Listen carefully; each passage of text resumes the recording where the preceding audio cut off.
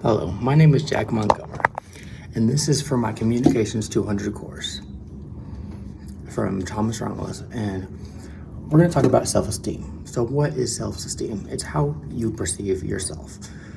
It's not your perceptions of other people. Like when you look at other people, like, oh, if you're judging somebody or like, oh, I don't like that person or you like that person, like that's your perceptions about other people. But self-esteem is not that. It's how you perceive yourself. So when you look in the mirror, do you see, oh, I'm this, this, and this, and that? And that's how you perceive yourself. And so we really ask the question, is it confidence or is it self-esteem? No, those are two completely different things. Self-esteem and confidence are different because self-esteem is how you perceive yourself and how it can affect your mental status, but confidence, you can have really, really high confidence and still have low self-esteem. It's like you could be the best basketball player in the world or be the best math teacher, or you could do anything and you could still feel bad about yourself. So and it leads to our next slide. Why does that matter? Why does self-esteem matter?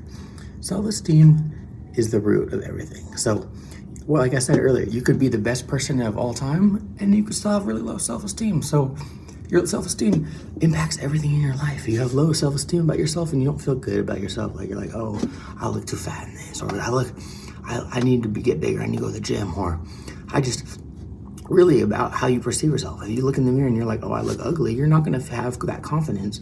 And then you're going to lead to have anxiety. And like, you really, really want to have a good perception about yourself because it can make you depressed and it can make your life really hard, because it makes, when you're feeling a really low sense of self-esteem, it makes anything bad in your life will be multiplied.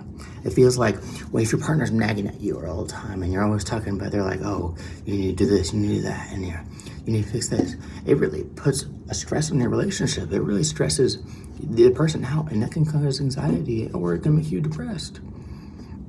So where does self-esteem come from? Self-esteem is rooted in a child's childhood or upbringing.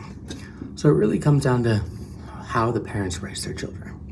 They raise them and be like, oh, good job, good job, good job, and needing lots of self-esteem or motivation and self from like their parents or outside words, or were they like left alone to their own devices? And did they like learn how to make their own self-esteem or build themselves up, or give enough where it's like not a balance where they're not completely outside the world by themselves and they're not just completely attached to their parents? Like, we want that balance as kids, and we see that a lot in adults where when their parents weren't really there, they have really, really low self-esteem about themselves, or they can be really independent.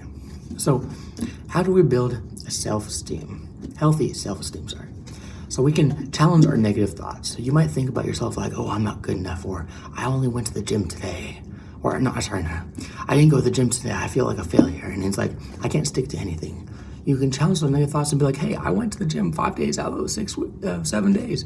Like, I did a pretty good job. I'm good enough. You really got to challenge those bad ideas about yourself and just make them positive ones and see the bright side of things. Then second, we can practice self-compassion.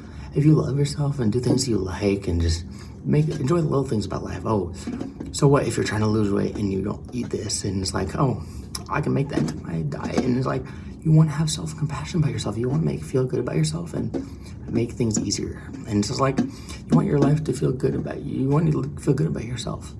Then third, we can set realistic goals. So if you're being like, hey, I want to be able to do a pull-up, but you can't even do a push-up, why are you setting a goal that you're not going to be able to do? We want you to be able to do goals and things that are achievable. So make it realistic and not something that's like climbing Mount Everest, because no one's not even going to do that. Not even like the best mountain climbers and stuff. So lastly, I want to thank you guys. Have a great night.